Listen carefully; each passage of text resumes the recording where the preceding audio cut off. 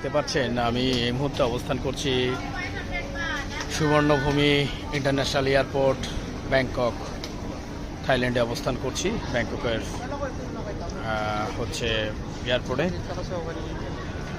আমি এয়ারপোর্টের মধ্যেই দেখুন এইটা হচ্ছে আপনার শপের দোকান। এটা সব ধরনের ফলের খাবার পাওয়া যায় এখানে। আমি এখানে অবস্থান করছি এবং আপনাদের ঘুরিয়ে দেখাচ্ছি।